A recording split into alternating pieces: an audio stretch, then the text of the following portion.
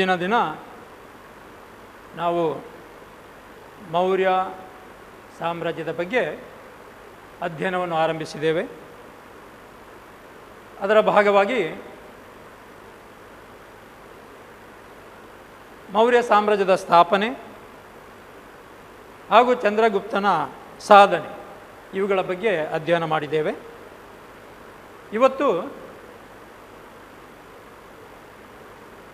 ಮೌರ್ಯ ಸಾಮ್ರಾಜ್ಯದ ಮೌರ್ಯ ಸಂತತಿಯ ಶ್ರೇಷ್ಠ ಸಾಮ್ರಾಟನಾದಂತಹ ಅಶೋಕ ಮಹಾಶಯನ ಬಗ್ಗೆ ನಾವು ತಿಳಿದುಕೊಳ್ಳುವಂತಹ ಪ್ರಯತ್ನವನ್ನು ಮಾಡೋಣ.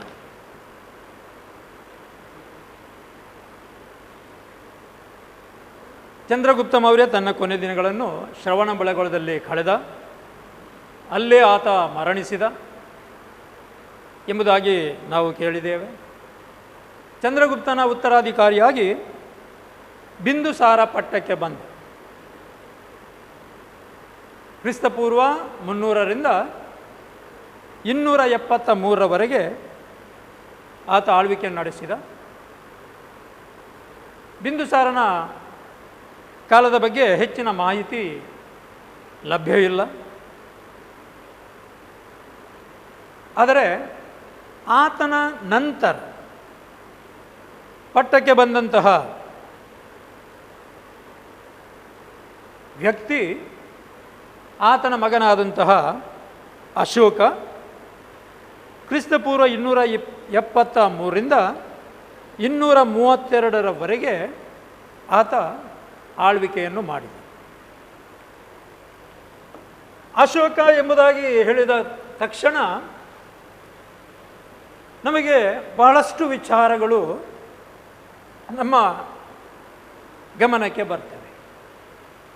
ಅಶೋಕ ಮಹಾಶಯ, ಅಶೋಕ ದ ಗ್ರೇಟ್ ಎಂಬುದಾಗಿಯೇ ನಾವು ಹೇಳ್ತೇವೆ. ಯಾಕೆ ಎಂಬುದಾಗಿ ತಿಳಿದುಕೊಳ್ಳುವುದಕ್ಕೆ ಅಷ್ಟೊಂದು ಕಷ್ಟ ಇಲ್ಲ. ಪ್ರಪಂಚದ ಇತಿಹಾಸದಲ್ಲಿ ಅಶೋಕನನ್ನು ಒಬ್ಬ ಶ್ರೇಷ್ಠ ಚಕ್ರವರ್ತಿ ಎಂಬುದಾಗಿ ಪರಿಗಣಿಸಲಾಗಿದೆ.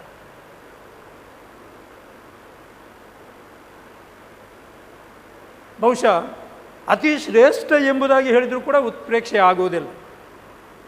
ಯಾಕೆಂದರೆ ಅಶೋಕನದ್ದು ಅಂಥದ್ದೊಂದು ವ್ಯಕ್ತಿತ್ವ.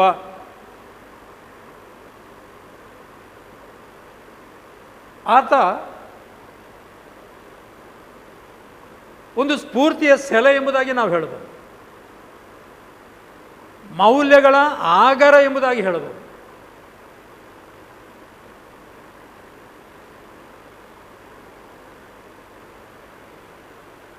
ಆತನಿಗೆ 2 ಬಿರುದುಗಳು.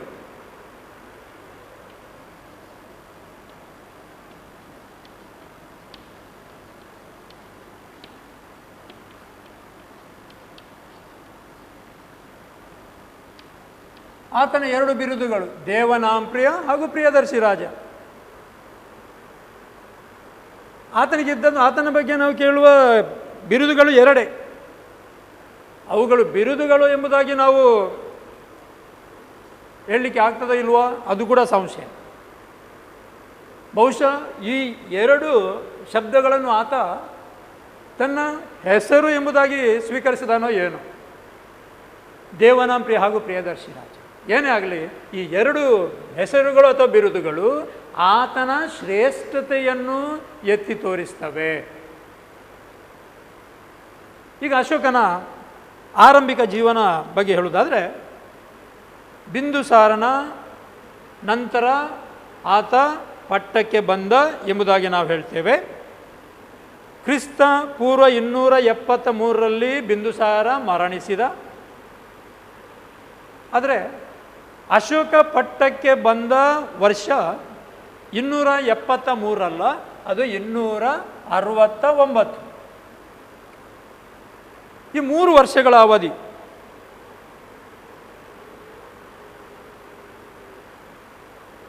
ಏನಾಯಿತು?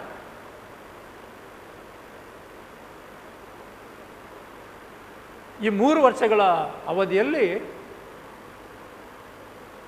ಪಾಟಲಿಪುತ್ರದಲ್ಲಿ ಬಹಳಷ್ಟು ಸಂಘರ್ಷದ ವಾತಾವರಣ ಇತ್ತು.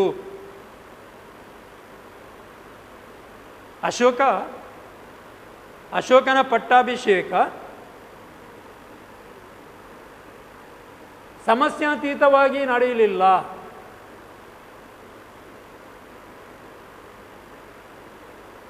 ಅದು ಬಹಳಷ್ಟು ಗೊಂದಲ ಹಾಗೂ ಸಮಸ್ಯೆಗಳ ನಡುವೆ ನಡೆಯಿತು ಎಂಬಂಥ ವಿಚಾರವನ್ನು ನಾವಿಲ್ಲಿ ತಿಳ್ಕೊಳ್ತೀವಿ.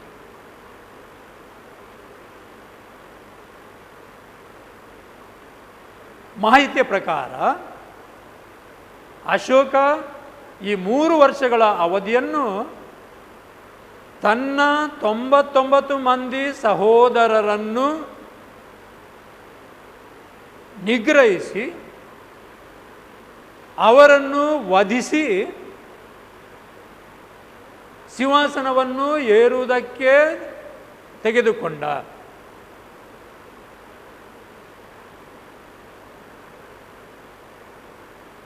ಆತನಿಗೆ 99 ಸಹೋದರರು. ಅಶೋಕನಿಗೆ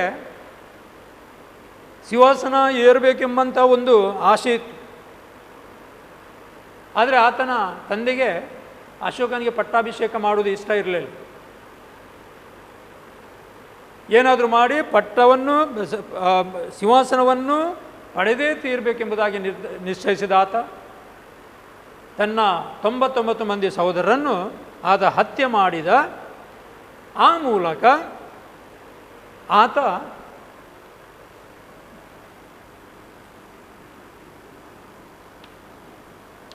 ಬೌದ್ಧ ಸಾಹಿತ್ಯದಲ್ಲಿ ದೀಪವಂಶ ಹಾಗೂ ಮಹಾವಂಶ ಈ ಕೃತಿಗಳಲ್ಲಿ ಆತ ಚಂಡಾಶೋಕ ಎಂಬುದಾಗಿ ಕರೆಯಲ್ಪಡ್ತಾನೆ.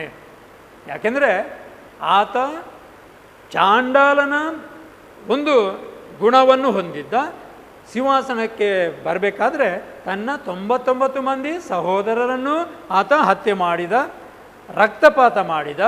ಆ ರಕ್ತದ ಮೇಲೆ ನಡೆದು ಆತ ಸಿಂಹಾಸನವನ್ನು ಏರಿದ ಎಂಬುದಾಗಿ ಈ ಗ್ರಂಥಗಳು ನಮಗೆ ಹೇಳ್ತವೆ.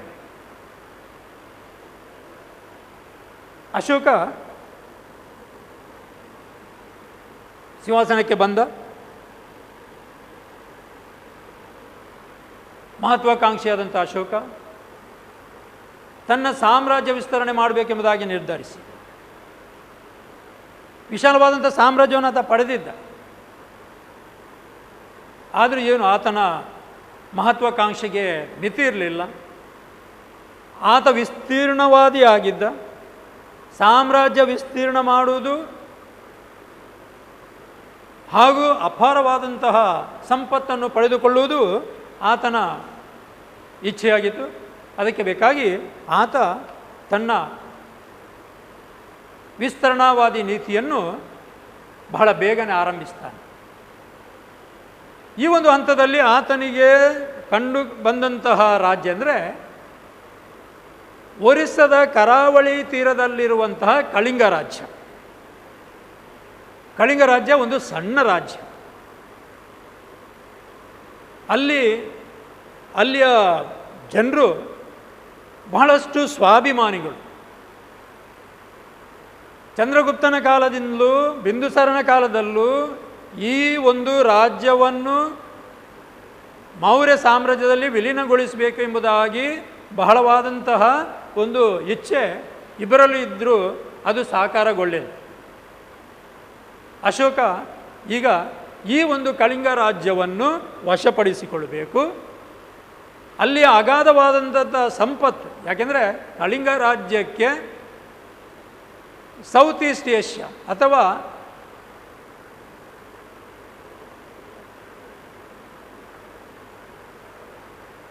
ಇಂಡೋನೇಷ್ಯಾ, ಮಲಯ ಹಾಗೂ ಈ ರಾಷ್ಟ್ರಗಳ ಭಾಗದ ಜೊತೆಗೆ ಬಹಳವಾದಂತಹ ಶ್ರೀಮಂತ ವ್ಯಾಪಾರ ಸಂಪರ್ಕ ಇತ್ತು. ಆ ಮೂಲಕ ಬಹಳವಾದಂತಹ ಸಂಪತ್ತು ಈ ರಾಜ್ಯದಲ್ಲಿ ಇತ್ತು. ಇದನ್ನು ಗಳಿಸಿಕೊಂಡ್ರೆ ಖಂಡಿತವಾಗಿಯೂ ಈ ಒಂದು ರಾಜ್ಯವನ್ನು ಕಬಳಿಸಿದರೆ ತನಗೆ ಖಂಡಿತವಾಗಿಯೂ ತನ್ನ ಸಾಮ್ರಾಜ್ಯಕ್ಕೆ ಬಹಳ ಲಾಭ ಆಗ್ಬೋದು ಎಂಬುದಾಗಿ ಆತ ಭಾವಿಸಿದ. ಅದಕ್ಕೆ ಬೇಕಾಗಿ ಆತ ಏನು ಮಾಡಿದ, ಕಳಿಂಗದ ಮೇಲೆ ಯುದ್ಧವನ್ನು ಮಾಡುವುದಕ್ಕೆ ನಿರ್ಧರಿಸಿದ. ಕ್ರಿಸ್ತಪೂರ್ವ 261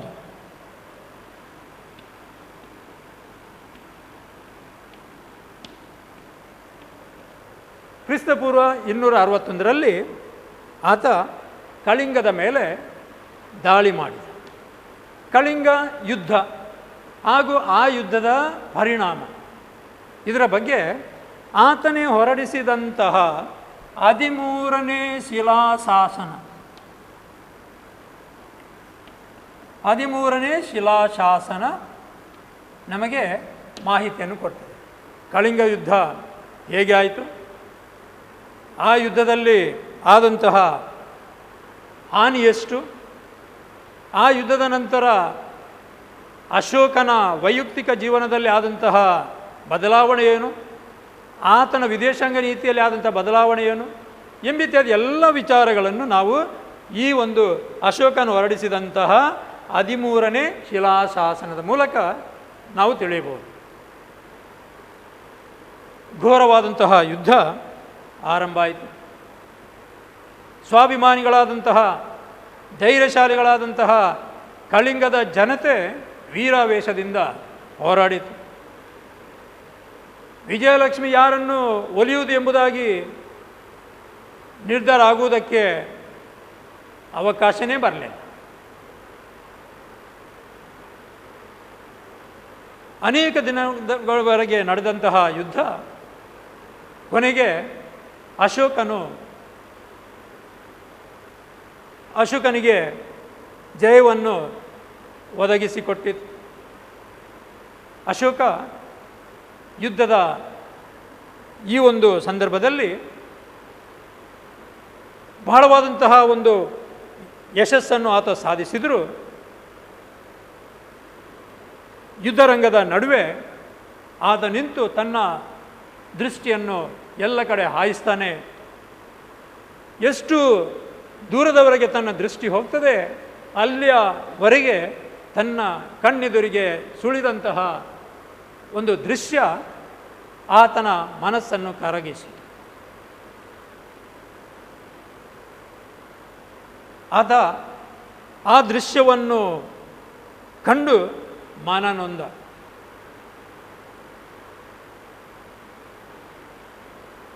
ನಾವು ಕಾಣ್ತೇವೆ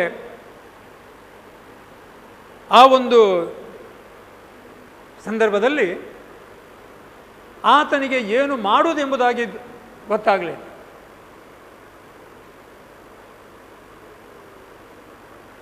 ಇಂಥ ಒಂದು ಯುದ್ಧವನ್ನು ಮಾಡುವುದು ಎಷ್ಟರ ಮಟ್ಟಿಗೆ ಒಳಿತು ಎಂಬಂತಹ ಭಾವನೆಗಳು ಆತನಿಗೆ ಕಾಡುವುದಕ್ಕೆ ತೊಡಗಿದೆ. ಅಲ್ಲಿಯ ಯುದ್ಧರಂಗದಲ್ಲಿ ಸೈನಿಕರ ಮೃತದೇಹಗಳು, ಪ್ರಾಣಕ್ಕಾಗಿ ಚೀರಾಡುವಂತಹ ಸೈನಿಕರು, ಅನಾಥರಾಗಿ ಉಳಿದುಕೊಂಡಂತಹ ಮಕ್ಕಳು, ವಿಧವೆಯರಾಗಿ ಪರಿವರ್ತನೆಗೊಂಡಂತಹ ಅವರ ಮಡದಿಯಂದಿರು, ಈ ಎಲ್ಲ ದೃಶ್ಯಗಳು ನೋಡುವಾಗ ಆತನ ಮನ ಕರಗಿತು. ಆತ ಒಂದೇ ಬಾರಿ ಅವಕ್ಕಾದ ಏನು ಮಾಡುವುದು ಎಂಬುದಾಗಿ ಆತನಿಗೆ ತೋರಿಸಲಿಲ್ಲ. ಆತ ಆಲೋಚನೆ ಮಾಡ್ತಾನೆ ಕೊನೆಗೆ ಒಂದು ನಿರ್ಧಾರಕ್ಕೆ ಬರ್ತಾನೆ. ಭವಿಷ್ಯದಲ್ಲಿ ಇನ್ನು ಮುಂದೆ ಯಾವುದೇ ಯುದ್ಧವನ್ನು ತಾನು ಮಾಡುವುದಿಲ್ಲ ಎಂಬುದಾಗಿ ಅಲ್ಲಿ ಆತ ಶಪಥವನ್ನು ತೆಗೆದುಕೊಂಡ.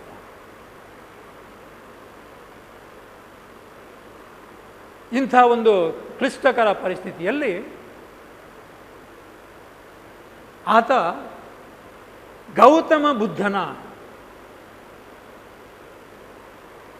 ಬೋಧನೆಗಳ ಕಡೆ ಆಕರ್ಷಿತಗೊಳ್ತಾನೆ.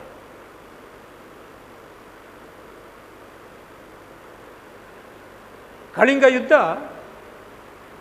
ಆತನ ಜೀವನದಲ್ಲಿ ಕೊನೆಯ ಯುದ್ಧ ಎಂಬುದಾಗಿ ಪರಿಗಣಿಸಲ್ಪಟ್ಟು ತನ್ನ ಜೀವನದಲ್ಲಿ, ವೈಯಕ್ತಿಕ ಜೀವನದಲ್ಲಿ ಆತ ಬದಲಾವಣೆಗಳನ್ನು, ಪರಿವರ್ತನೆಯನ್ನು ಮಾಡಿಕೊಂಡ.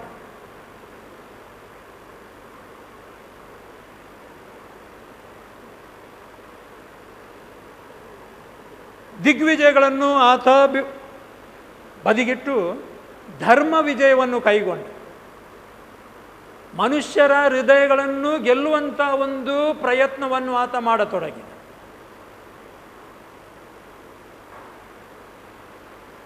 ವಿಹಾರ ಯಾತ್ರೆಗಳನ್ನು ಆತ ನಿಲ್ಲಿಸಿದ, ಧರ್ಮಯಾತ್ರೆಗಳನ್ನು ಆತ ಕೈಗೊಂಡ. ತನ್ನ ವೈಯಕ್ತಿಕ ಜೀವನದಲ್ಲಿ, ತನ್ನ ವಿದೇಶಾಂಗ ನೀತಿಯಲ್ಲಿ ಬಹಳವಾದಂಥ ಬದಲಾವಣೆಯನ್ನು ಆತ ಮಾಡಿಕೊಂಡ. ಹೀಗೆ ಅಶೋಕ ಈ ಒಂದು ನಿರ್ಧಾರವನ್ನು ಮಾಡಿದ. ಆ ಮೂಲಕ ಆತ ಚಂಡಾಶೋಕ ಇದ್ದಲ್ಲಿಂದ ಧರ್ಮಾಶೋಕ ಎಂಬುದಾಗಿ ಪರಿವರ್ತನೆಗೊಂಡ.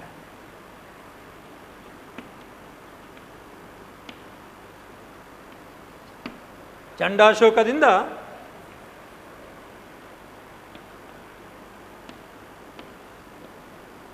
ಧರ್ಮಾಶೋಕನಾದ. ಈ ರೀತಿಯ ಪರಿವರ್ತನೆ ಆತನಲ್ಲಿ ಆಯಿತು. ಈ ಒಂದು ಸಂದರ್ಭದಲ್ಲಿ ಆತ ಬೌದ್ಧ ಧರ್ಮದ ತತ್ವಗಳಿಂದ ಆಕರ್ಷಿತನಾದ. ತಾನು ಬುದ್ಧನು ಬೋಧಿಸಿದಂತಹ ಧರ್ಮದ ತತ್ವಗಳನ್ನು ಅನುಸರಿಸುವುದಕ್ಕೆ ತೊಡಗಿದ. ಬೌದ್ಧ ಭಿಕ್ಷುವಾದಂತಹ ಉಪಗುಪ್ತ ಎಂಬತನ ಸಮ್ಮುಖದಲ್ಲಿ ಆತ ತನ್ನ ಸ್ವಧರ್ಮವನ್ನು ತ್ಯಜಿಸಿ ಬೌದ್ಧ ಧರ್ಮಕ್ಕೆ ಮತಾಂತರಗೊಂಡ. ಹೀಗೆ ಮೌರ್ಯ ಸಂತತಿಯಲ್ಲಿ ಇಬ್ಬರು ಚಕ್ರವರ್ತಿಗಳು ತಮ್ಮ ಮಾತೃಧರ್ಮವನ್ನು ತ್ಯಜಿಸಿ ಇತರ ಧರ್ಮಗಳನ್ನು ಆಲಿಂಗಿಸಿದರು. ಚಂದ್ರಗುಪ್ತ ಮೌರ್ಯ ನಿಮಗೆ ತಿಳಿದಂತೆ ಜೈನ ಧರ್ಮವನ್ನು. ಈಗ ಅಶೋಕ ಕಳಿಂಗ ಯುದ್ಧದ ನಂತರ, ಮನ ಪರಿವರ್ತನೆ ಆದ ನಂತರ ತಾನು ತನ್ನ ಸ್ವಧರ್ಮವನ್ನು ಬಿಟ್ಟು ಬೌದ್ಧ ಧರ್ಮವನ್ನು ಸ್ವೀಕರಿಸಿದ.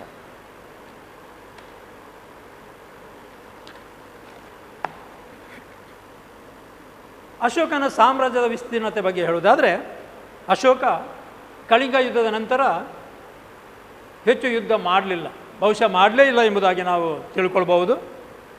ಆತನ ಸಾಮ್ರಾಜ್ಯ ಉತ್ತರದಲ್ಲಿ ಕಾಶ್ಮೀರದಿಂದ ಹಿಡಿದು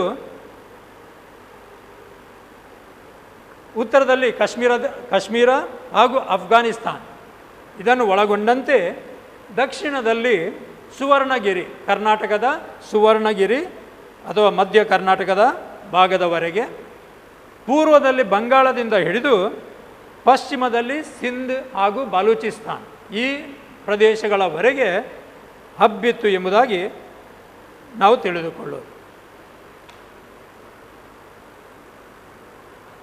ಈಗ ಇನ್ನೊಂದು ವಿಚಾರ, ಅಶೋಕನ ಶಾಸನಗಳು ಎಂಬುದಾಗಿ. ಮೌರ್ಯರ ಇತಿಹಾಸವನ್ನು ತಿಳಿದುಕೊಳ್ಳುವುದಕ್ಕೆ ನಮಗೆ ಸಹಾಯಕವಾಗುವಂತಹ ಆಧಾರಗಳಲ್ಲಿ ಅಶೋಕನು ಹೊರಡಿಸಿದಂತಹ ಶಾಸನಗಳು ಕೂಡ ಒಂದು ಎಂಬುದಾಗಿ ನಾವು ತಿಳಿದುಕೊಳ್ಳುವ. ಅಶೋಕನು ಅನೇಕ ಶಾಸನಗಳನ್ನು ಹೊರಡಿಸಿದ. ತಾನು ಬೌದ್ಧ ಧರ್ಮದ ತತ್ವಗಳನ್ನು ಜನರಿಗೆ ತಿಳಿಯಪಡಿಸುವುದಕ್ಕೆ ಬೇಕಾಗಿ ಈ ಶಾಸನಗಳನ್ನು ಆತ ಹೊರಡಿಸಿದ. ತನ್ನ ಸಾಮ್ರಾಜ್ಯದ ಬೇರೆ ಬೇರೆ ಭಾಗಗಳಲ್ಲಿ ಈ ಶಾಸನಗಳನ್ನು ಆತ ನಿರ್ಮಿಸಿದ. ನಗರಗಳಲ್ಲಿ, ಗಡಿ ಪ್ರದೇಶಗಳಲ್ಲಿ ಈ ಶಾಸನಗಳನ್ನು ಆತ ನಿರ್ಮಿಸಿದ. ಶಾಸನಗಳ ಮುಖಾಂತರ ಸಂದೇಶವನ್ನು ನೀಡಿದಂತಹ ಅರಸರಲ್ಲಿ ಅಶೋಕನು ಮೊತ್ತ ಮೊದಲಿಗೆ. ಆದ್ದರಿಂದ ಅಶೋಕನನ್ನು ಶಾಸನಗಳ ಪಿತಾಮಹ ಎಂಬುದಾಗಿ ಕರೆಯುತ್ತಾರೆ. ಸುಮಾರು 33ರಷ್ಟು ಸಂಖ್ಯೆಯಲ್ಲಿ ಅಶೋಕ ಶಾಸನಗಳನ್ನು ಹೊರಡಿಸಿದ. ಈ ಶಾಸನಗಳು ಬೇರೆ ಬೇರೆ ರೀತಿಯಲ್ಲಿ, ಅವುಗಳಲ್ಲಿ ಪ್ರಧಾನ ಶಿಲಾಶಾಸನಗಳು, ಕಿರಿಯ ಸ್ತಂಭ ಶಾಸನಗಳು, ಸ್ತಂಭ ಶಾಸನಗಳು ಹಾಗೂ ಗುಹಾ ಶಾಸನಗಳು ಎಂಬುದಾಗಿ ಬೇರೆ ಬೇರೆ ರೀತಿಯವುಗಳು ಇವೆ. ಈ ಶಿಲಾಶಾಸನಗಳು ಪ್ರಮುಖವಾಗಿ ಪ್ರಾಕೃತ, ಪಾಲಿ ಹಾಗೂ ಗ್ರೀಕ್ ಭಾಷೆಯಲ್ಲಿ ಬರೆಯಲ್ಪಟ್ಟಿವೆ. ಇವುಗಳನ್ನು ಬರೆಯುವುದಕ್ಕೆ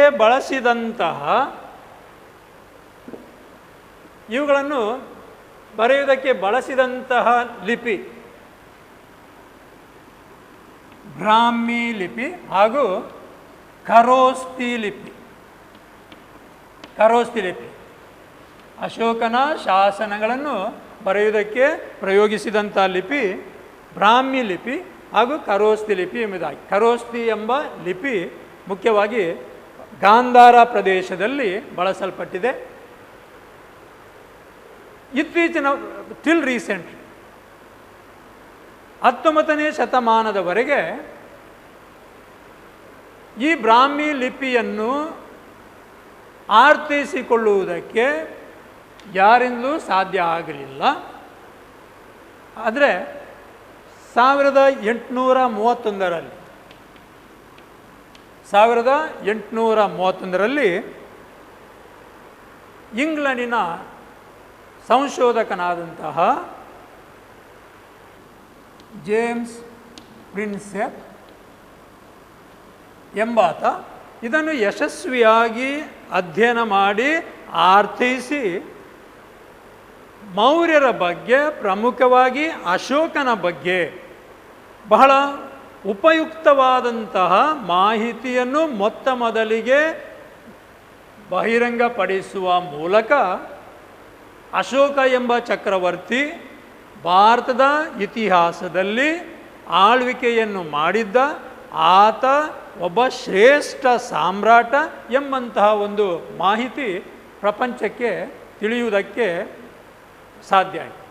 ಬಹುಶಃ ಬ್ರಾಹ್ಮಿ ಲಿಪಿಯನ್ನು ಓದುವುದಕ್ಕೆ ವಿಫಲವಾದಿದ್ದೇ ಆಗಿದ್ದರೆ ಇಂತಹ ಅಮೂಲ್ಯವಾದಂತಹ ಮಾಹಿತಿ ಪ್ರಪಂಚಕ್ಕೆ ಒದಗುತ್ತಿರಲಿಲ್ಲ. ಮಾತ್ರವಲ್ಲ, ಮೌರ್ಯರ ಇತಿಹಾಸದ ಬಗ್ಗೆ ನಾವು ಕತ್ತಲಲ್ಲಿ ಇರಬೇಕಾದಂತಹ ಪರಿಸ್ಥಿತಿ ಬರ್ತಿತ್ತೋ ಏನು. ಏನೇ ಆಗಲಿ, ಆತನು ಹೊರಡಿಸಿದಂತಹ ಶಾಸನಗಳಲ್ಲಿ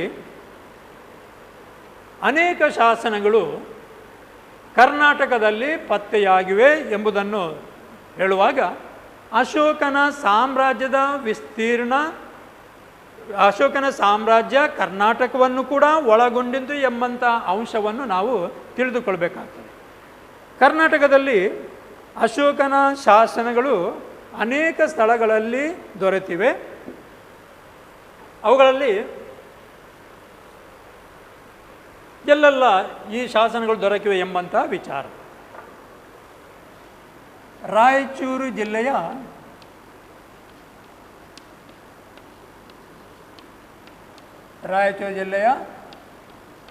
ಮಾಸ್ಕಿಯಲ್ಲಿ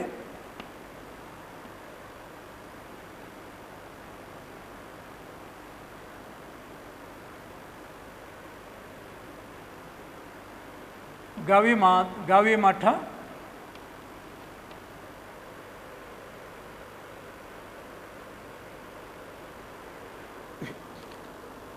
ಹಾಗೂ ಪಲ್ಕಿಗುಂಡು,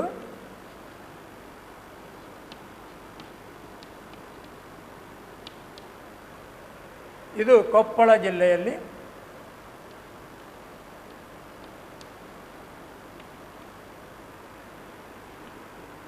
ಬ್ರಹ್ಮಗಿರಿ,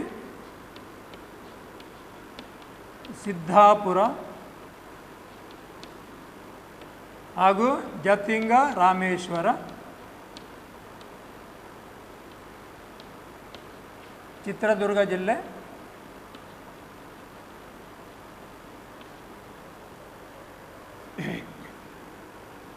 ಆಮೇಲೆ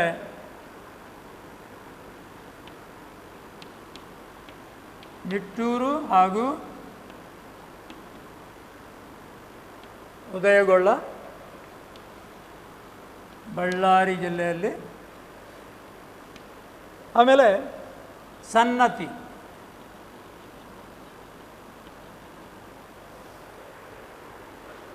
ಯಾದಗಿರಿ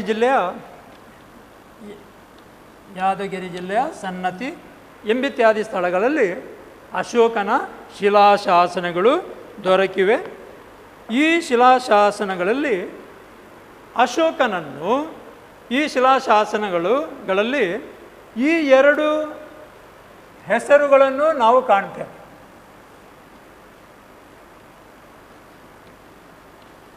ದೇವನಾಂ ಪ್ರಿಯ ಹಾಗೂ ಪ್ರಿಯದರ್ಶಿ.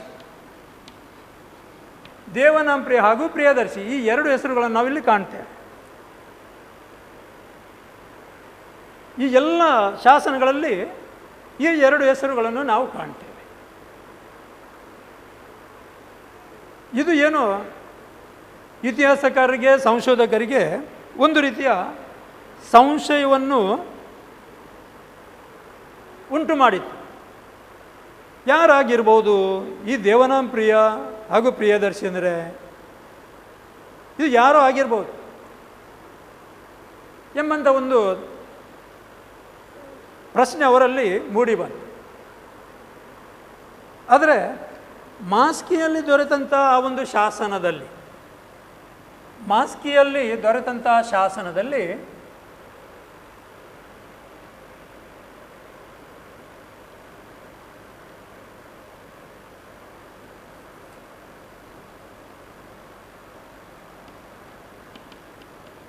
ದೇವನಾಂ ಪ್ರಿಯ ಅಶೋಕಸ ಎಂಬುದಾಗಿ ಉಲ್ಲೇಖ ಆಗಿದೆ. ದೇವನಾಂ ಪ್ರಿಯ ಅಶೋಕಸ.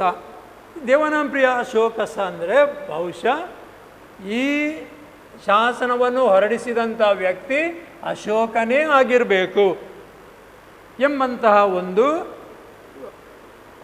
ಉತ್ತರ ಅವರಿಗೆ ಲಭಿಸಿದೆ. ದೇವನಾಂ ಪ್ರಿಯ ಆತನ ಇನ್ನೊಂದು ಹೆಸರಾಗಿರಬಹುದು. ಅದೇ ರೀತಿ ಪ್ರಿಯದರ್ಶಿ ಕೂಡ ಆತನ ಇನ್ನೊಂದು ಹೆಸರಾಗಿರಬಹುದು. ಅದರಿಂದ ಈ ಎಲ್ಲ ಶಾಸನಗಳನ್ನು ಹೊರಡಿಸಿದಂಥ ವ್ಯಕ್ತಿ ಅಶೋಕನೇ ಆಗಿರ್ಬೋದು ಎಂಬುದಾಗಿ ಅವರಿಗೆ ಖಾತ್ರಿಯಾಯಿತು. ಈಗ ಈ ಅಶೋಕನ ಶಾಸನಗಳಲ್ಲಿ ಆತನ ಧರ್ಮನಿಷ್ಠೆಯ ಬಗ್ಗೆ ಉಲ್ಲೇಖ ಮಾಡಲಾಗಿದೆ. ಅಶೋಕ ಧರ್ಮದ ಬಗ್ಗೆ ಬಹಳಷ್ಟು ವಿಚಾರಗಳನ್ನು ಹೊಂದಿದೆ. ಈ ಶಾಸನಗಳು ಅಶೋಕನ ಧರ್ಮನಿಷ್ಠೆ ಎಷ್ಟು ಇತ್ತು ಎಂಬುದಾಗಿ ನಮಗೆ ತಿಳಿಸ್ತದೆ. ಅಶೋಕನ ಧರ್ಮನಿಷ್ಠೆ ಅಂತ ಹೇಳುವಾಗ ನಾವು ಅಶೋಕ ಬೌದ್ಧ ಧರ್ಮವನ್ನು ಸ್ವೀಕರಿಸಿದ, ಆದ್ದರಿಂದ ಆತ ಕೇವಲ ಬೌದ್ಧ ಧರ್ಮವನ್ನು ಮಾತ್ರ ಸಹಿಸ್ತಿದ್ದ ಎಂಬಂತಹ ಭಾವನೆ ನಮ್ಮಲ್ಲಿರಬಾರ್ದು. ಧರ್ಮ ಅಂದರೆ ರೈಟಿಯಸ್ನೆಸ್, ಯಾವುದು ಸರಿ ಅದು,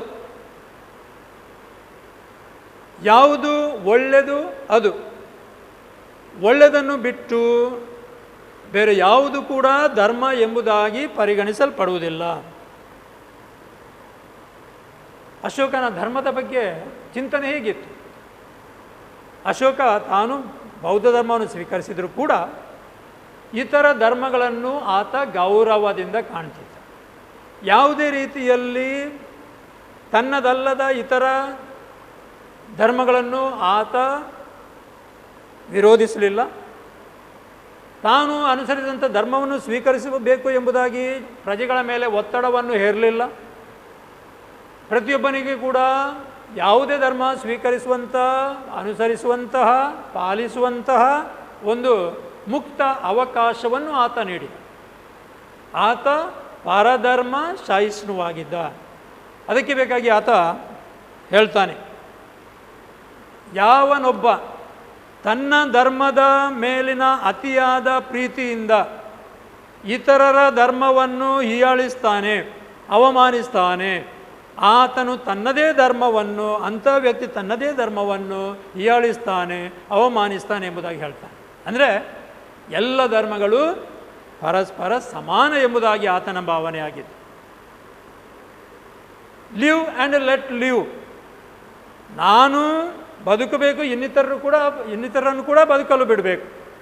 ನಾನು ನನ್ನ ಧರ್ಮವನ್ನು ಅನುಸರಿಸಬೇಕು, ಇನ್ನಿತರನ್ನು ಅವರವರ ಇಷ್ಟಕ್ಕೆ ಬಂದಂತೆ ಅವರವರ ಧರ್ಮಗಳನ್ನು ಅನುಸರಿಸುವುದಕ್ಕೆ ಮುಕ್ತ ಅವಕಾಶವನ್ನು ಕೊಡಬೇಕು ಎಂಬುದಾಗಿ ಹೇಳುವ ಮೂಲಕ ಕಮ್ಯುನಲ್ ಹಾರ್ಮೋನಿ ಅಥವಾ ಏನು ಮತೀಯ ಸಾಮರಸ್ಯದ ಸಂದೇಶವನ್ನು ಅಶೋಕ ನೀಡ್ತಾನೆ. ವಿದ್ಯಾರ್ಥಿಗಳೇ, ಈ ಒಂದು ಮತೀಯ ಸಾಮರಸ್ಯ ಎಂಬುದು ಈಗಿನ ಕಾಲಕ್ಕೆ ಬಹಳವಾದಂತಹ ಪ್ರಸ್ತುತತೆಯನ್ನು ಹೊಂದಿದೆ. ಬುದ್ಧನು ಬೋಧಿಸಿದಂತಹ ತತ್ವಗಳು, ಅಶೋಕನು ತೋರಿಸಿದಂತಹ ಆ ಒಂದು ಏನು ಕಮ್ಯುನಲ್ ಹಾರ್ಮೋನಿ, ಇದು ಈಗ ಹೆಚ್ಚು ಪ್ರಸ್ತುತವಾಗಿದೆ.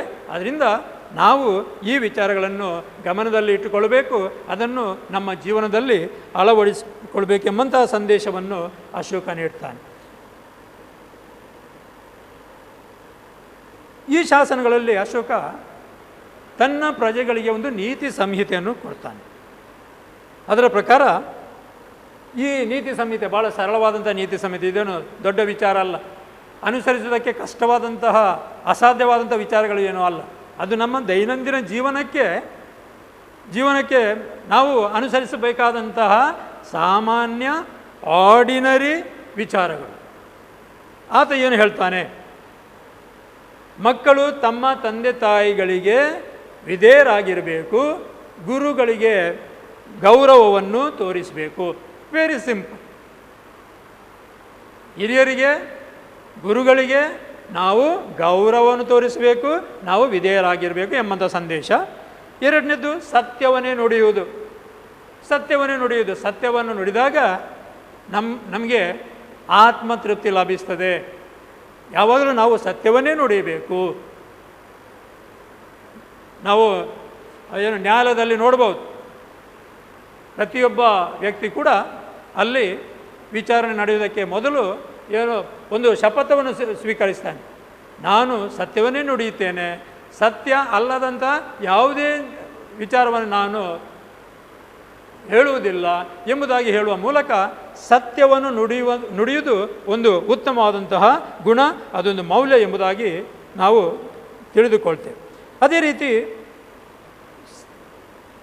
ಸೇವಕರಿಗೆ, ಕಿರಿಯರಿಗೆ ಹಾಗೂ ಅವಲಂಬಿತರಿಗೆ ಪ್ರೀತಿಯನ್ನು ನೀಡುವುದು, ಅವರನ್ನು ಪ್ರೀತಿಪೂರ್ವಕವಾಗಿ ಅವರನ್ನು ಗೌರವಿಸುವುದು.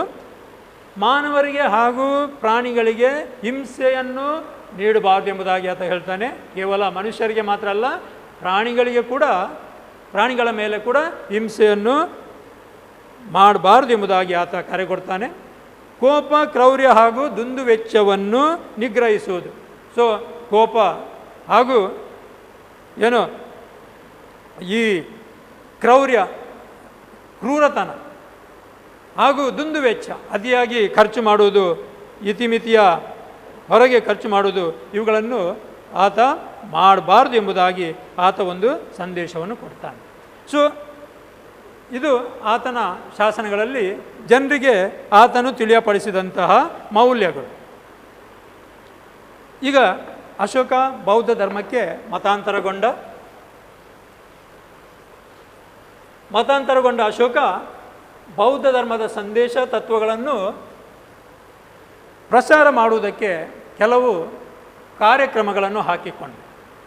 ಬೌದ್ಧ ಧರ್ಮವನ್ನು ಪ್ರಚಾರ ಮಾಡುವುದರಲ್ಲಿ ಅಶೋಕ ಬಹಳಷ್ಟು ತನ್ನ ಶಕ್ತಿಯನ್ನು ಹಾಗೂ ಸಂಪನ್ಮೂಲಗಳನ್ನು ಆತ ವಿನಿಯೋಗಿಸಿದ. ಬೌದ್ಧ ಧರ್ಮಕ್ಕೆ ಆತ ಅಪಾರವಾದಂತಹ ಕೊಡುಗೆಗಳನ್ನು ಆತ ನೀಡಿದ. ಬೌದ್ಧ ಧರ್ಮದ ಪ್ರಚಾರಕ್ಕೆ ಆತನು ಕೈಗೊಂಡಂತಹ ಬೇರೆ ಬೇರೆ ಯಾವುವು ಎಂಬುದಾಗಿ ನಾವು ಚುಟುಕಾಗಿ ತಿಳಿದುಕೊಳ್ಳೋಣ. ಒಂದು, ಆತ ಬುದ್ಧನ ಜೀವನಕ್ಕೆ ಸಂಬಂಧಿಸಿದ ಸ್ಥಳಗಳಿಗೆ ಭೇಟಿ ನೀಡಿದ.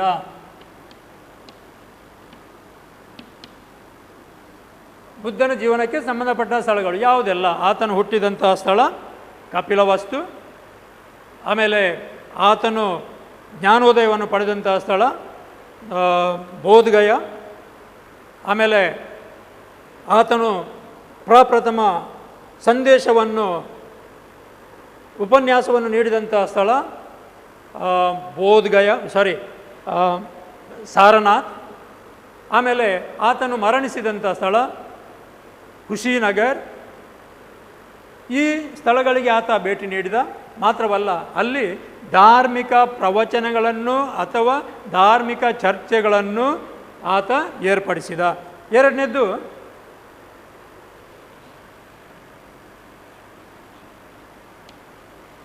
ಬೌದ್ಧ ಭಿಕ್ಷುಗಳಿಗೆ ಧ್ಯಾನಕ್ಕೆ ಅನುಕೂಲವಾಗುವಂತೆ ವಿಹಾರಗಳನ್ನು ನಿರ್ಮಿಸಿದ. ಅವುಗಳಿಗೆ ದಾನ ದತ್ತಿಗಳನ್ನು ಆತ ನೀಡಿದ. 3, ಬುದ್ಧನ ತತ್ವಗಳನ್ನು ಜನರಿಗೆ ತಿಳಿಯಪಡಿಸುವುದಕ್ಕೆ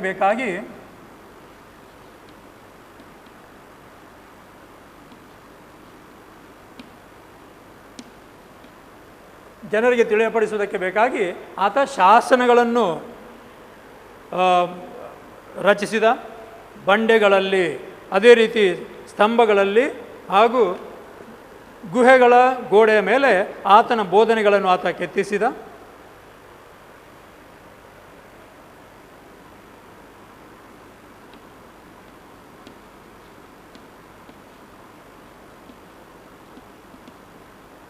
ನಾಲ್ಕನೇದು,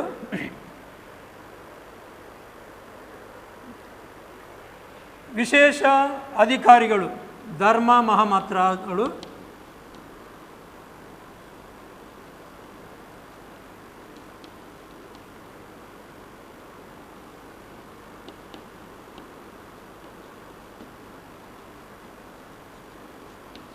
ಯುಕ್ತರು ಎಂಬಿತ್ಯಾದಿಯಾಗಿ ವಿಶೇಷ ಅಧಿಕಾರಿಗಳನ್ನು ಧರ್ಮ ಪ್ರಚಾರವನ್ನು ಮಾಡುವುದಕ್ಕೆ ಬೇಕಾಗಿ ಆತ ನೇಮಿಸಿದ. ಆಮೇಲೆ ಮಹಿಳೆಯರ ರಕ್ಷಣೆ ಹಾಗೂ ಅವರ ಕಲ್ಯಾಣಕ್ಕೆ ಬೇಕಾಗಿ ಸ್ತ್ರೀ ಧರ್ಮಾಧ್ಯಕ್ಷ ಎಂಬ ಅಧಿಕಾರಿ ವರ್ಗಗಳನ್ನು ಕೂಡ ಆತ ಸ್ಥಾಪಿಸಿದ. ಈ ಮೂಲಕ ಮಕ್ಕಳ ಹಾಗೂ ಸ್ತ್ರೀಯರ ರಕ್ಷಣೆಗೆ ಆತ ಮಹತ್ವವನ್ನು ಆತ ಕೊಟ್ಟ.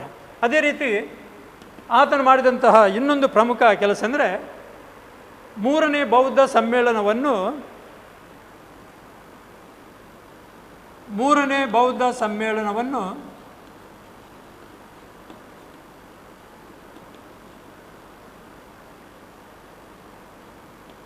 ಪಾಟಲಿಪುತ್ರದಲ್ಲಿ ಆಯೋಜಿಸಿದ್ದು. ಕ್ರಿಸ್ತಪೂರ್ವ 250ರಲ್ಲಿ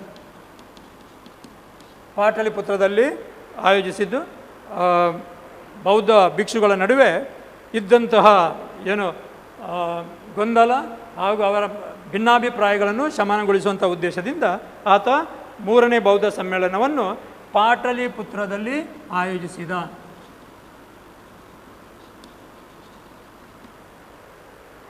ಆಮೇಲೆ ಧರ್ಮ ಪ್ರಚಾರ ಮಾಡುವಂಥ ಉದ್ದೇಶದಿಂದ ಧರ್ಮ ಪ್ರಚಾರಕರನ್ನು ಆತ ಬೇರೆ ಬೇರೆ ದೇಶಗಳಿಗೆ ಕಳುಹಿಸಿದ. ಭಾರತಾದ್ಯಂತ ಆತ ಧರ್ಮ ಪ್ರಚಾರಕರನ್ನು ಕಳಿಸಿದ್ದು ಮಾತ್ರ ಅಲ್ಲ, ಆತನ ಬೌದ್ಧ ಧರ್ಮದ ಪ್ರಚಾರ ಮಾಡುವುದಕ್ಕೆ ಅಫ್ಘಾನಿಸ್ತಾನ್, ಶ್ರೀಲಂಕಾ, ಬರ್ಮಾ ಹಾಗೂ ಯುರೋಪಿನ ಬೇರೆ ಬೇರೆ ದೇಶಗಳಿಗೆ ಆತ ಈ ಧರ್ಮ ಪ್ರಚಾರಕರು, ಬುದ್ಧಿಸ್ಟ್ ಮಿಷನರೀಸ್ ಇವರನ್ನು ಕಳಿಸಿದ. ಮಾತ್ರವಲ್ಲ, ತನ್ನ ಮಗನಾದಂಥ ಮಹೇಂದ್ರ ಹಾಗೂ ಮಗಳಾದಂತಹ ಸಂಘಮಿತ್ರ ಇವರನ್ನು ಕೂಡ ಶ್ರೀಲಂಕಾಕ್ಕೆ ಆತ ಒಂದು ಬೋಧಿ ವೃಕ್ಷದ ಜೊತೆ ಶಾಂತಿ ಸಂದೇಶವನ್ನು ಸಾರುವುದಕ್ಕೆ ಬೇಕಾಗಿ ಕಳುಹಿಸಿದ. ಆಮೇಲೆ ಇನ್ನಿತರ ಅನೇಕ ಜನಪರ ಕಾರ್ಯಕ್ರಮಗಳನ್ನು ಆತ ಹಾಕಿಕೊಂಡ. ಮುಖ್ಯವಾಗಿ ನಾವು ಕಾಣ್ತೇವೆ, ಆತ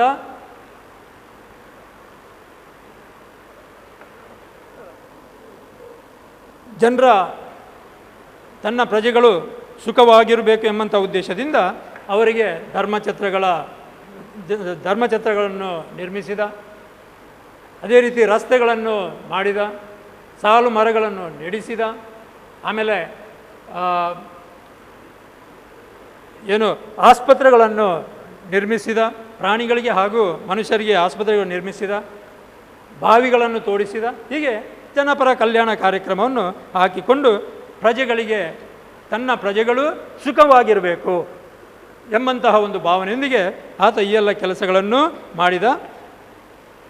ತಂದೆ ಸ್ವರೂಪಿ ಆಡಳಿತವನ್ನು ಆತ ತನ್ನ ಪ್ರಜೆಗಳಿಗೆ ನೀಡಿದ. Paternalistic administration was granted or given by Ashoka. Ashoka ತನ್ನ ಪ್ರಜೆಗಳು ತನ್ನ ಮಕ್ಕಳು, ತಾನು ತನ್ನ ಪ್ರಜೆಗಳಿಗೆ ತಂದೆಯ ಸ್ಥಾನದಲ್ಲಿ ಇದ್ದೇನೆ ಎಂಬಂಥ ಒಂದು ವಿಚಾರವನ್ನು ಆತ ಹೊಂದಿದ. ಅದಕ್ಕೆ ಬೇಕಾಗಿ ಆತ ತನ್ನ ಪ್ರಜೆಗಳ ಸಂಕಷ್ಟವನ್ನು ಅರಿತುಕೊಂಡ. ಅವರು ಸಂತೋಷವಾಗಿರಬೇಕು. ಒಂದು ಕಡೆ ಆತ ಹೇಳ್ತಾನೆ, ನನ್ನ ಪ್ರಜೆಗಳು ಇಹಲೋಕದಲ್ಲಿ ಮಾತ್ರ ಸಂತೋಷದಿಂದ ಇದ್ದರೆ ಸಾಲದು, ಪರಲೋಕದಲ್ಲಿ ಕೂಡ ಅವರು ಸಂತೋಷದಿಂದಿರಬೇಕು ಎಂಬುದಾಗಿ ಆತ ಹೇಳ್ತಾನೆ. ಅಂದರೆ ಅಷ್ಟೊಂದು ಕಾಳಜಿ ಆತನಿಗೆ ತನ್ನ ಪ್ರಜೆಗಳ ಮೇಲೆ ಇತ್ತು. ಇದೆಲ್ಲ ಬಹುಶಃ ಕಳಿಂಗ ಯುದ್ಧದಿಂದ ಆದಂತಹ ಪರಿಣಾಮಗಳು ಎಂಬುದಾಗಿ ನಾವು ತಿಳಿದುಕೊಳ್ಳಬಹುದು. ಅಶೋಕನ ವ್ಯಕ್ತಿತ್ವ ಒಂದು ಉನ್ನತ ವ್ಯಕ್ತಿತ್ವ ಎಂಬುದಾಗಿ ಹೇಳ್ಬೋದು. ಆತ ಇತಿಹಾಸದ ಪುಟಗಳಲ್ಲೇ ಒಬ್ಬ ಮೇರು ವ್ಯಕ್ತಿತ್ವವನ್ನು ಹೊಂದಿದಂತಹ ಸಾಮ್ರಾಟ ಎಂಬುದಾಗಿ ನಾವು ಹೇಳ್ಬೋದು. ವಿಶಾಲವಾದಂಥ ಸಾಮ್ರಾಜ್ಯ ಆತ ಕಟ್ಟಿದ. ಅದ್ಭುತವಾದಂಥ ವಿಜಯದ ಬಳಿಕ ಆತ ಮುಂದೆ ಯುದ್ಧವನ್ನು ಮಾಡುವುದಿಲ್ಲ ಎಂಬಂಥ ಒಂದು ಶಪಥವನ್ನು ಸ್ವೀಕರಿಸಿದ. ಮಾತ್ರವಲ್ಲ, ಆ ಶಪಥವನ್ನು ಆತ ಕಾರ್ಯರೂಪಕ್ಕೆ ಕೂಡ ತಂದ. ದಿಗ್ವಿಜಯವನ್ನು ತ್ಯಜಿಸಿ ಆತ ಧರ್ಮ ವಿಜಯವನ್ನು ಕೈಗೊಂಡ. ಆಮೇಲೆ ತನ್ನ ಸಂಪೂರ್ಣ ಜೀವನವನ್ನು ತನ್ನ ಪ್ರಜೆಗಳ ಕಲ್ಯಾಣಕ್ಕಾಗಿ, ಶಾಂತಿ ಸೌಹಾರ್ದತೆಗಾಗಿ ಆತ ಬಳಸಿದ. ಆತನ ವ್ಯಕ್ತಿತ್ವದ ಬಗ್ಗೆ ಒಂದು ಹೇಳಿಕೆಯನ್ನು ಶ್ರೇಷ್ಠ ಇತಿಹಾಸಕಾರ H.G. ವೆಲ್ಸ್ ನೀವು ಬರ್ಕೊಳ್ಬೋದು. H.G. ವೆಲ್ಸ್ ಎಂಬ ಬ್ರಿಟಿಷ್ ಇತಿಹಾಸಕಾರ ಆತನ ಬಗ್ಗೆ ಉಲ್ಲೇಖ ಮಾಡ್ತಾ ಹೀಗೆಂದು ಹೇಳ್ತಾನೆ, 16,000 ರಾಜ ಮಹಾರಾಜ ಸಾಮ್ರಾಟರ ಹೆಸರುಗಳು ತುಂಬಿರುವ ಇತಿಹಾಸ ಎಂಬ ದಿಗಂತದಲ್ಲಿ ಅಶೋಕನೊಬ್ಬನೇ ಧ್ರುವ ತಾರೆಯಂತೆ ಜ್ವಾಜಲ್ಯಮಾನವಾಗಿ ಬೆಳಗುತ್ತಿದ್ದಾನೆ. ಐ ರಿಪೀಟ್, ಪುನೊಮ್ಮೆ ಹೇಳ್ತೇನೆ, 16,000 ರಾಜ ಮಹಾರಾಜ ಸಾಮ್ರಾಟರ ಹೆಸರುಗಳು ತುಂಬಿರುವ ಇತಿಹಾಸ ಎಂಬ ದಿಗಂತದಲ್ಲಿ ಅಶೋಕನೊಬ್ಬನೇ ಧ್ರುವ ತಾರೆಯಂತೆ ಜ್ವಾಜಲ್ಯಮಾನವಾಗಿ ಬೆಳಗುತ್ತಿದ್ದಾನೆ. ಇದಕ್ಕಿಂತ ಹೆಚ್ಚಿನ ಒಂದು ಶ್ಲಾಘನೆ ಏನಿರಬೇಕು? ಅಶೋಕ ಪ್ರಶ್ನಾತೀತವಾಗಿ ವಿಶ್ವದ ಶ್ರೇಷ್ಠ ಸಾಮ್ರಾಟರಲ್ಲಿ ಒಬ್ಬನಲ್ಲ, ಬದಲಾಗಿ ಆತ ವಿಶ್ವದ ಅತಿ ಶ್ರೇಷ್ಠ ಸಾಮ್ರಾಟ ಎಂಬುದಾಗಿ ನಾವು ತಿಳಿದುಕೊಳ್ಬೋದಾಗಿದೆ. ಸೊ ಇದು ಅಶೋಕನ ಬಗ್ಗೆ. ಈಗ ಮುಂದಿನ ವಿಚಾರ ಮೌರ್ಯರ ಕೊಡುಗೆಗಳ ಬಗ್ಗೆ. ಮೌರ್ಯರು ಭಾರತದ ಸಂಸ್ಕೃತಿಗೆ, ಭಾರತದ ನಾಗರಿಕತೆಗೆ ಬಹಳ ಶ್ರೇಷ್ಠವಾದಂತಹ ಕೊಡುಗೆಯನ್ನು ನೀಡಿದ್ದಾರೆ. ನಾವು ತಿಳಿದುಕೊಂಡಂತೆ ವಿಶಾಲವಾದಂಥ ಸಾಮ್ರಾಜ್ಯವನ್ನು ಮೌರ್ಯರು ಕಟ್ಟಿದರು. ಈ ವಿಶಾಲವಾದಂಥ ಸಾಮ್ರಾಜ್ಯಕ್ಕೆ ಉತ್ತಮವಾದಂಥ ಆಡಳಿತ ವ್ಯವಸ್ಥೆಯನ್ನು ಅವರು ಕಲ್ಪಿಸಿದರು. ಅವರ ಆಡಳಿತ ಕೌಟಿಲ್ಯನು ಬರೆದಂತಹ ಅರ್ಥಶಾಸ್ತ್ರದ ಪ್ರಕಾರ ನಡೆಯುತ್ತಿತ್ತು.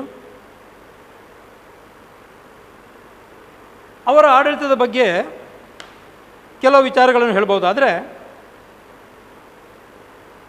ಮೊದಲನೇದಾಗಿ ಅವರ ಆಡಳಿತ ವಿಕೇಂದ್ರೀಕರಣಗೊಳಿಸಲ್ಪಟ್ಟಿತ್ತು.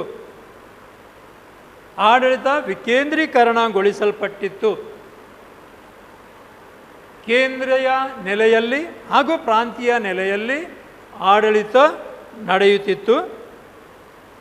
ಕೇಂದ್ರ ಸರ್ಕಾರದ ಬಗ್ಗೆ ಹೇಳುವುದಾದರೆ, ರಾಜ ಎಲ್ಲ ಅಧಿಕಾರಗಳ ಕೇಂದ್ರ ಬಿಂದುವಾಗಿದ್ದ. ಎಲ್ಲ ಅಧಿಕಾರ ಅಂದರೆ ಶಾಸಕಾಂಗ, ಕಾರ್ಯಾಂಗ, ನ್ಯಾಯಾಂಗ ಹಾಗೂ ಸೈನಿಕ, ಈ ಎಲ್ಲ ಅಧಿಕಾರಗಳು ಆತನ ಕೈಯಲ್ಲೇ ಇದ್ದವು. ಆತನ ಪ್ರಮುಖ ಜವಾಬ್ದಾರಿ ಅಂದರೆ ಜನ ಕಲ್ಯಾಣವನ್ನು ಸಾಧಿಸು, ಜನರ ಅಥವಾ ತನ್ನ ಪ್ರಜೆಗಳ ಅಭ್ಯುದಯವನ್ನು ಅಥವಾ ಕಲ್ಯಾಣವನ್ನು ಸಾಧಿಸುವುದೇ ಆತನ ಪ್ರಮುಖ ಜವಾಬ್ದಾರಿ. ಆತ ಧರ್ಮ ತತ್ವದ ಆಧಾರದ ಮೇಲೆ ತನ್ನ ಆಡಳಿತವನ್ನು ಆತ ನಡೆಸ್ತಿದ್ದ. ಆತನಿಗೆ ಆಡಳಿತದಲ್ಲಿ ಸಹಾಯ ಮಾಡುವುದಕ್ಕೆ ಬೇಕಾಗಿ ಒಂದು ಮಂತ್ರಿ ಪರಿಷತ್ತು ಇತ್ತು, ಮಂತ್ರಿಮಂಡಲ. ಈ ಮಂತ್ರಿ ಪರಿಷತ್ತು ಆತನಿಗೆ ಕಾಲಕಾಲಕ್ಕೆ ಬೇಕಾದಂತಹ ಸಲಹೆ ಸೂಚನೆಗಳನ್ನು ಕೊಡುವ ಒಂದು ಜವಾಬ್ದಾರಿಯಾಗಿತ್ತು. 4ರಿಂದ 12ರಷ್ಟು ಮಂತ್ರಿಗಳು ಈ ಒಂದು ಮಂತ್ರಿ ಪರಿಷತ್ತಿನಲ್ಲಿದ್ದರು. ಕಾಲಕಾಲಕ್ಕೆ ಅವಶ್ಯಕತೆಗೆ ತಕ್ಕಂತೆ ವಿಚಾರ ವಿನಿಮಯಗಳು ನಡೆಯುತ್ತಿತ್ತು. ಮಂತ್ರಿ ಪರಿಷತ್ತಿನಿಂದ ಸಲಹೆ ಸೂಚನೆಗಳು ಬರ್ತಿದ್ದವು. ರಾಜ ಅವುಗಳನ್ನು ಆಲಿಸ್ತಿದ್ದ. ಉತ್ತಮ ಈ ಸಲಹೆ ಸೂಚನೆಗಳು ಉತ್ತಮ ಆಗಿದ್ದರೆ ಅವುಗಳನ್ನು ಸ್ವೀಕರಿಸ್ತಿದ್ದ, ಅದನ್ನು ಜಾರಿಗೆ ತರ್ತಿದ್ದ. ಆದರೆ ಅಂತಿಮವಾಗಿ ನಿರ್ಧಾರವನ್ನು ಆತನೇ ತೆಗೆದುಕೊಳ್ತಿದ್ದ. ಅದೇ ರೀತಿ ನಿಜವಾದಂತಹ ಆಡಳಿತ ನಡೆಸುವಂತಹ ಸಚಿವಾಲಯ ಇತ್ತು. ಅಲ್ಲಿ ಒಟ್ಟು 30 ಇಲಾಖೆಗಳು ಇದ್ದವು. ಒಬ್ಬ ಮಂತ್ರಿ ಒಂದಕ್ಕಿಂತ ಹೆಚ್ಚು ಇಲಾಖೆಗಳನ್ನು ನಿರ್ವಹಿಸ್ತಿದ್ದ. ನಾವು ಕಾಣ್ತೇವೆ ಈ ಬೇರೆ ಬೇರೆ ಇಲಾಖೆಗಳು, ಮುಖ್ಯವಾಗಿ ನೀರಾವರಿ ಇಲಾಖೆ, ಮಾರುಕಟ್ಟೆ, ಶಿಕ್ಷಣ, ಅದೇ ರೀತಿ ಬರ ಪರಿಹಾರ, ಈ ಎಲ್ಲ ಜವಾಬ್ದಾರಿಗಳನ್ನು, ಈ ಎಲ್ಲ ಇಲಾಖೆಗಳನ್ನು ಈ ಸಚಿವಾಲಯ ನಿರ್ವಹಿಸ್ತಿತ್ತು. ಆಮೇಲೆ ನ್ಯಾಯಾಂಗ ಆಡಳಿತ. ರಾಜ ಮೇಲ್ಮನವಿಯ ಅತ್ಯುನ್ನತ ನ್ಯಾಯಾಲಯ ಎಂಬುದಾಗಿ, ಮೇಲ್ಮನವಿಯ ಅತ್ಯುನ್ನತ ನ್ಯಾಯಾಲಯ ಅಂದರೆ ಕೆಳಗಿನ ಎಲ್ಲ, ರಾಜನಿಗಿಂತ ಕೆಳಗಿನ ಎಲ್ಲ ಹಂತಗಳಲ್ಲಿ ನ್ಯಾಯ ದೊರಕದೇ ಹೋದರೆ ಅಂಥ ಸಂದರ್ಭದಲ್ಲಿ ಒಬ್ಬ ವ್ಯಕ್ತಿ ರಾಜನ ಬಳಿಗೆ ಹೋಗಿ ನ್ಯಾಯವನ್ನು ಕೇಳಬಹುದಾಗಿದೆ, ಶಿಕ್ಷೆಯಿಂದ ವಿನಾಯಿತಿಯನ್ನು ಪಡೆಯಬಹುದಾಗಿದೆ. ಈಗಿನ ನಮ್ಮ ಕಾಲದಲ್ಲಿ ಸುಪ್ರೀಂ ಕೋರ್ಟ್, ನಮ್ಮ ದೇಶದಲ್ಲಿ ಸುಪ್ರೀಂ ಕೋರ್ಟ್ ಇಸ್ ಅತ್ಯುನ್ನತ ನ್ಯಾಯಾಲಯ ಎಂಬುದಾಗಿ ನಾವು ಹೇಳಿದ್ದೇವೆ. ಆದರೆ ಅದಕ್ಕಿಂತ ಮಿಗಿಲಾಗಿ ಒಂದು ವೇಳೆ ರಾಷ್ಟ್ರಪತಿಯನ್ನು ಭೇಟಿಯಾಗಿ ರಾಷ್ಟ್ರಪತಿಯನ್ನು ಸಂಪರ್ಕಿಸಿ ಅವರಿಂದ ನ್ಯಾಯದಾನವನ್ನು ಪಡೆದುಕೊಳ್ಳುವಂಥ ಅವಕಾಶ ಭಾರತದಲ್ಲಿದೆ. ಅದೇ ರೀತಿ ರಾಜ, ಮೌರ್ಯರ ಕಾಲದಲ್ಲಿ ರಾಜ ಅತ್ಯುನ್ನತ ಮೇಲ್ಮನವಿಯ ನ್ಯಾಯಾಲಯ ಎಂಬುದಾಗಿ ಪರಿಗಣಿಸಲ್ಪಡ್ತಿದೆ. 2 ರೀತಿಯ ನ್ಯಾಯಾಲಯಗಳು ಅಲ್ಲಿದ್ದವು. ನಾಗರಿಕ ಮೊಕದ್ದಮೆಗಳಿಗೆ ಧರ್ಮಾಸ್ಥೇಯ,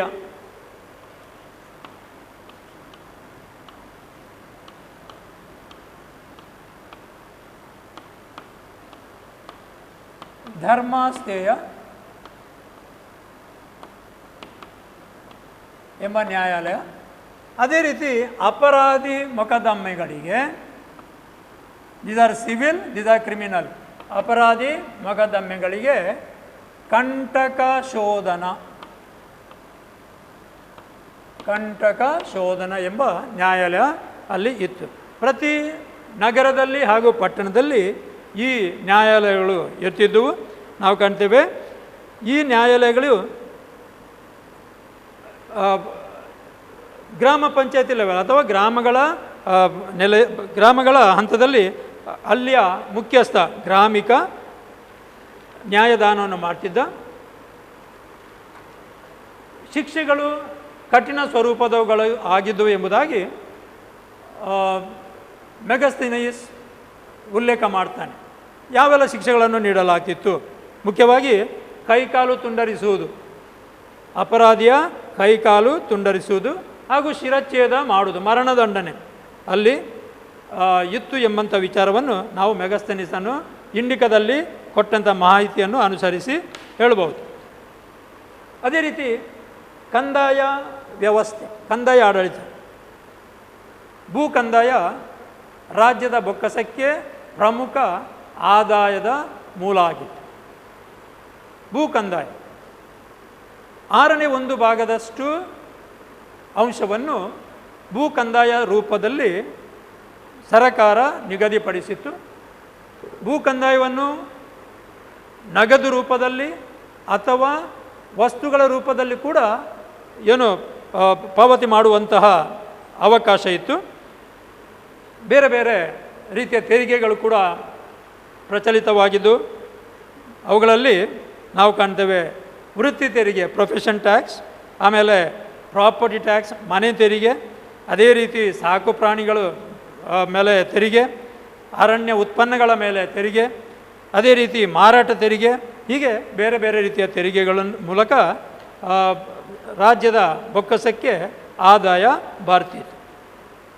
ಪ್ರಾಂತೀಯ ಸರಕಾರ ಹೇಗಿತ್ತು? ನಾವು ಕಾಣ್ತೇವೆ ಮೌರ್ಯರ ಕಾಲದಲ್ಲಿ ಪ್ರಾಂತ್ಯಗಳಲ್ಲಿ ತಮ್ಮದೇ ಆದಂತಹ ಆಡಳಿತ ವ್ಯವಸ್ಥೆ ಇತ್ತು. ಪ್ರಾಂತ್ಯಗಳಲ್ಲಿ ಪ್ರಾಂತ್ಯಾಧಿಕಾರಿಯಾಗಿ ಆ ಒಂದು ಪ್ರಾಂತ್ಯದ ಜವಾಬ್ದಾರಿಯನ್ನು ನೋಡಿಕೊಳ್ಳಲಾಗ್ತಿತ್ತು.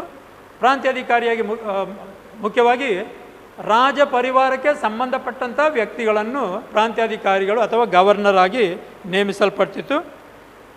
ಅಥವಾ ಆತನ ರಕ್ತ ಸಂಬಂಧಿಗಳು, ರಾಜನ ರಕ್ತ ಸಂಬಂಧಿಗಳನ್ನು ಪ್ರಾಂತ್ಯಗಳ ಗವರ್ನರ್ ಅಥವಾ ರಾಜ್ಯಪಾಲರಾಗಿ ನೇಮಿಸಲ್ಪಡ್ತಿತ್ತು. 5 ಪ್ರಾಂತ್ಯಗಳನ್ನು ನಾವು ಮೌರ್ಯರ ಕಾಲದಲ್ಲಿ ಕಾಣ್ಬೋದಾಗಿದೆ. ಗುಜರಾತ್ ಪ್ರದೇಶವನ್ನು ಒಳಗೊಂಡಂಥ ಗಿರ್ನಾರ್, ಆಮೇಲೆ ಪಾಕಿಸ್ತಾನ, ಅಫ್ಘಾನಿಸ್ತಾನ ಪ್ರದೇಶ ಇವುಗಳನ್ನು ಒಳಗೊಂಡಂತಹ ತಕ್ಷಶಿಲೆ, ಮಧ್ಯಪ್ರದೇಶ ಹಾಗೂ ಅದರ ಸುತ್ತಮುತ್ತಲಿನ ಪ್ರದೇಶ ಒಳಗೊಂಡಂತೆ ಉಜ್ಜಯಿನಿ, ಆಮೇಲೆ ಒರಿಸ್ಸಾ ಹಾಗೂ ಬಂಗಾಳ ಈ ಪ್ರದೇಶಗಳನ್ನು ಒಳಗೊಂಡಂತಹ ತೊಸಾಲಿ, ಹಾಗೂ ಕರ್ನಾಟಕ ಅದರ ಸುತ್ತಲಿನ ಪ್ರದೇಶವನ್ನು ಒಳಗೊಂಡಂಥ ಸುವರ್ಣಗಿರಿ. ಈ 5 ಪ್ರಾಂತ್ಯಗಳು ಮೌರ್ಯರ ಕಾಲದಲ್ಲಿ ಅಸ್ತಿತ್ವದಲ್ಲಿದ್ದವು. ಪ್ರಾಂತ್ಯಗಳನ್ನು ಜಿಲ್ಲೆಗಳಾಗಿ, ಆ ಜಿಲ್ಲೆಗಳ ಆಡಳಿತ ವ್ಯವಸ್ಥೆಯನ್ನು ಸ್ಥಾನಿಕ ಎಂಬ ಅಧಿಕಾರಿ ನಿರ್ವಹಿಸ್ತಿದ್ದ. 10 ಗ್ರಾಮಗಳನ್ನು ಒಟ್ಟಿಗೆ ಸೇರಿಸಿ ಒಬ್ಬ ಅಧಿಕಾರಿ, ಗೋಪ ಎಂಬ ಅಧಿಕಾರಿಯ ಜವಾಬ್ದಾರಿಗೆ ಅದರ ಆಡಳಿತವನ್ನು ನೀಡಲಾಗ್ತಿತ್ತು. ಅದೇ ರೀತಿ ನಗರಾಡಳಿತ, ಮೌರ್ಯರ ಕಾಲದಲ್ಲಿ ಉತ್ತಮವಾದಂಥ ನಗರಾಡಳಿತ ವ್ಯವಸ್ಥೆ ಇತ್ತು. ಮೆಗಸ್ತನೀಸ್ ಪಾಟಲಿಪುತ್ರದ ನಗರ ಆಡಳಿತದ ಬಗ್ಗೆ ಉಲ್ಲೇಖವನ್ನು ಮಾಡ್ತಾನೆ. ಈ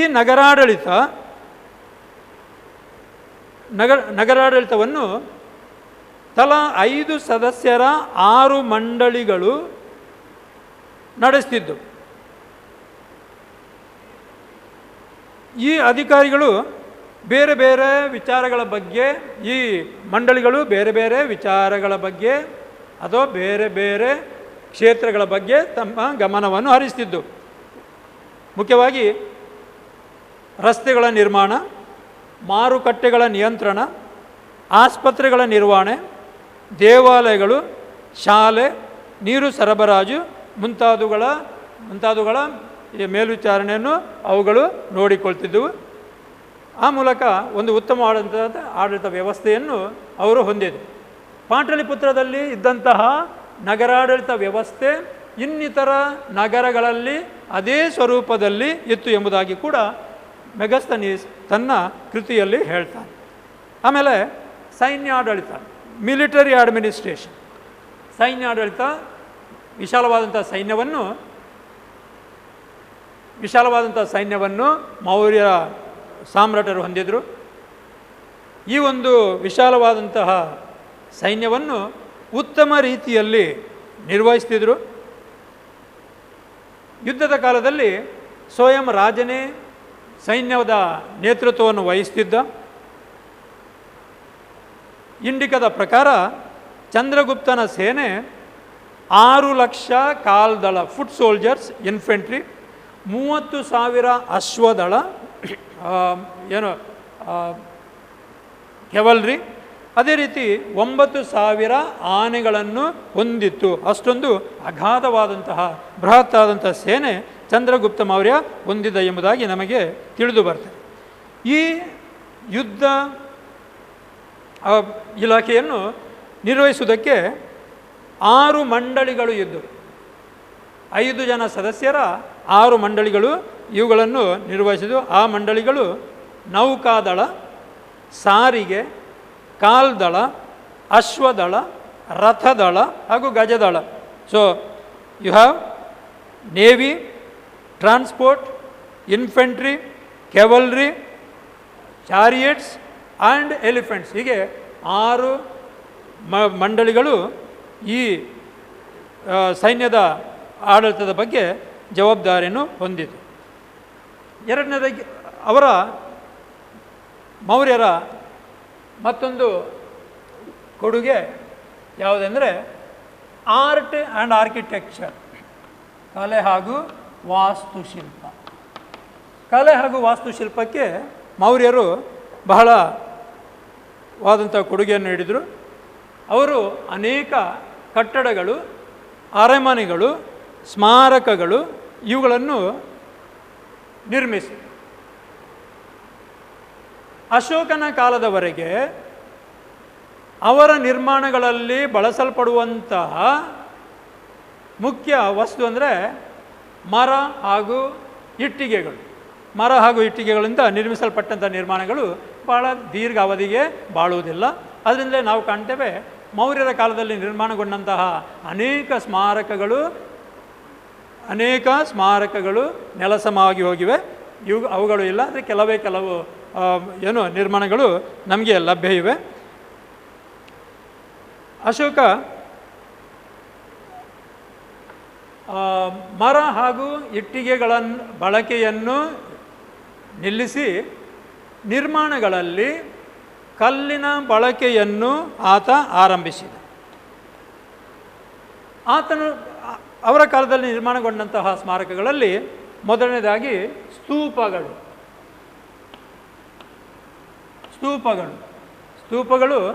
ಬೌದ್ಧ ಧರ್ಮಕ್ಕೆ ಸಂಬಂಧಪಟ್ಟಂಥ ಸ್ಮಾರಕಗಳು. ಸ್ತೂಪಗಳು ಎಂದರೆ ಏನು? ಸ್ತೂಪಗಳೆಂದರೆ ಬುದ್ಧನ ಗೌರವಾರ್ಥ ನಿರ್ಮಿಸಿದ ಅಥವಾ ಬುದ್ಧನ ಅವಶೇಷಗಳ ಮೇಲೆ ನಿರ್ಮಿಸಲ್ಪಟ್ಟಂತಹ ಗುಮ್ಮಟಾಕಾರದ ಕಟ್ಟಡಗಳನ್ನು ನಾವು ಸ್ತೂಪಗಳು ಎಂಬುದಾಗಿ ಕರೆಯುತ್ತೇವೆ. ಅಶೋಕ ತನ್ನ ಕಾಲದಲ್ಲಿ ಸುಮಾರು 84,000ದಷ್ಟು ಸಂಖ್ಯೆಯಲ್ಲಿ ಸ್ತೂಪಗಳನ್ನು ತನ್ನ ಸಾಮ್ರಾಜ್ಯದ ಬೇರೆ ಬೇರೆ ಭಾಗಗಳಲ್ಲಿ ನಿರ್ಮಿಸಿದ ಎಂಬುದಾಗಿ ಹೇಳಲಾಗಿದೆ. ಆದರೆ ಈ ಎಲ್ಲ ಸ್ತೂಪಗಳು ಈಗ ಕಾಣುವುದಕ್ಕೆ ಸಿಗುವುದಿಲ್ಲ. ಆತನ ಕಾಲಕ್ಕೆ ಸಂಬಂಧಪಟ್ಟಂತಹ ಅತಿ ಬೃಹತ್ತಾದಂತಹ ಒಂದು ಸ್ತೂಪ ಅಂದರೆ ಮಧ್ಯಪ್ರದೇಶದ ಸಾಂಚಿಯಲ್ಲಿ ಇರುವಂತಹ ಸ್ತೂಪ. ಪ್ರದೇಶದ ಸಾಂಚಿಯಲ್ಲಿ ಇರುವಂತಹ ಸ್ತೂಪ ಸಾಂಚಿ ಸ್ತೂಪ ಎಂಬುದಾಗಿ ನಾವು ಅದನ್ನು ಕರೆಯುತ್ತೇವೆ.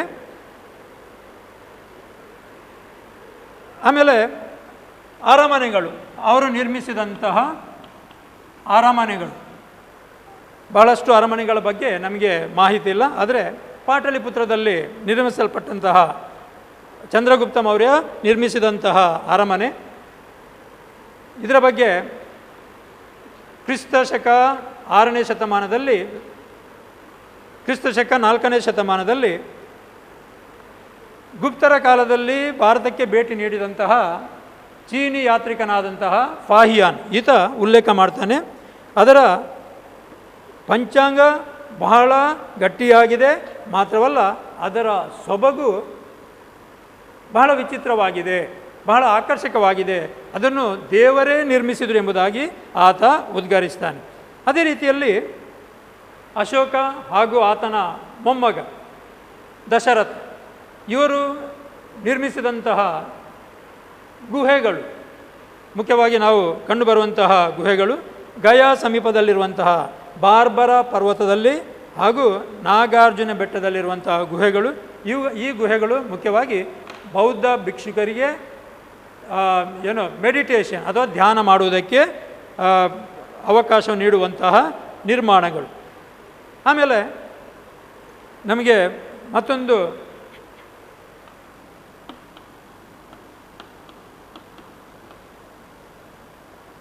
ಸ್ತಂಭಗಳು, ಪಿಲ್ಲರ್ಸ್.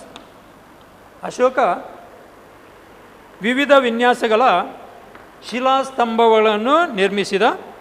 ಅಶೋಕನು ನಿರ್ಮಿಸಿದಂತಹ ಸುಮಾರು 30ರಷ್ಟು ಸಂಖ್ಯೆಯ ಸ್ಮಾರಕಗಳು ಅಥವಾ ಶಿಲಾಸ್ತಂಭಗಳು ಆತನ ಸಾಮ್ರಾಜ್ಯದ ಬೇರೆ ಬೇರೆ ಭಾಗಗಳಲ್ಲಿ ದೊರಕಿವೆ.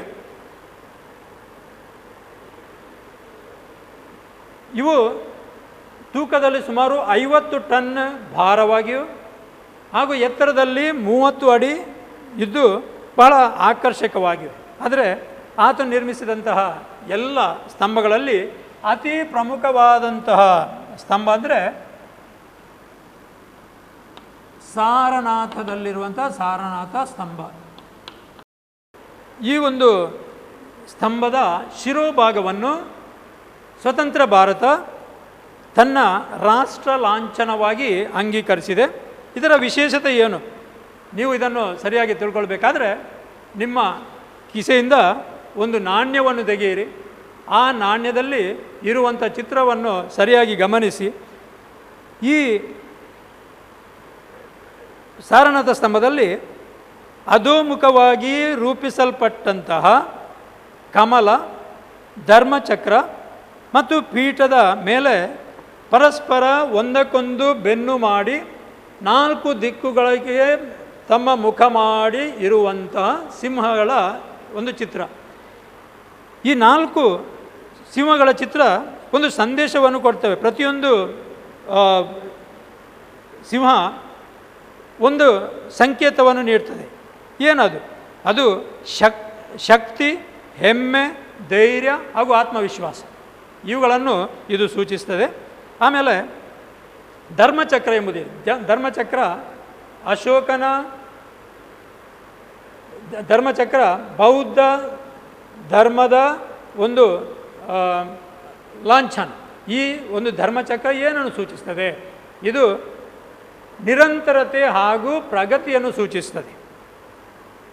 ಆ ಒಂದು ಪೀಠದ ಮೇಲೆ ಬರೆಯಲ್ಪಟ್ಟಂತಹ ಮಾತುಗಳು ಅಥವಾ ಶಬ್ದಗಳು ಸತ್ಯಮೇವ ಜಯತೆ ಎಂಬುದಾಗಿ. ಸತ್ಯಮೇವ ಜಯತೆ ಅಂದರೆ ಸತ್ಯಕ್ಕೆ ಯಾವಾಗಲೂ ಜಯ ದೊರಕುತ್ತದೆ ಎಂಬುದಾಗಿ.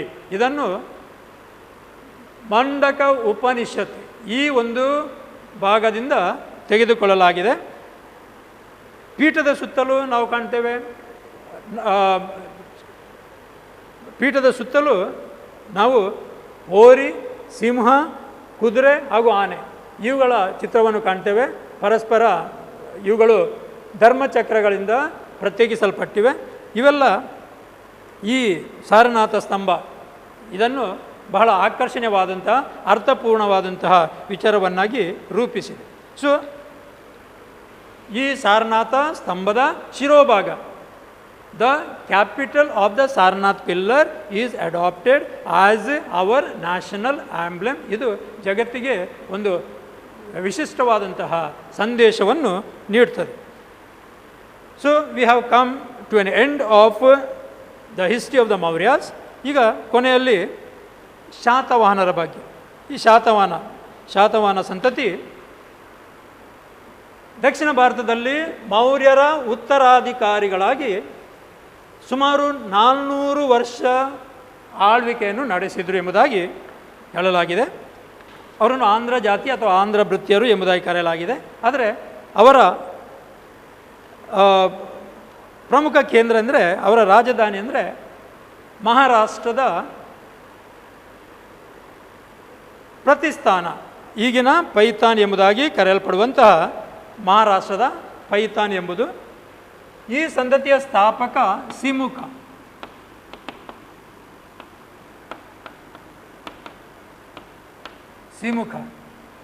ಈ ಸಂತತಿಯ ಇವರ ರಾಜಧಾನಿ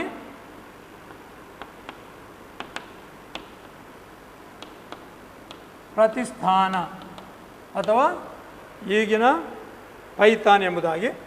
ಆಮೇಲೆ ಅವರ ಪ್ರಮುಖ ರಾಜರುಗಳು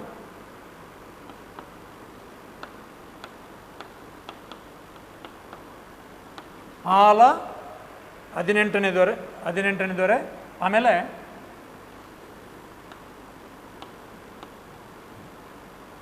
ಗೌತಮಿ ಪುತ್ರ ಶಾತಕರ್ಣಿ,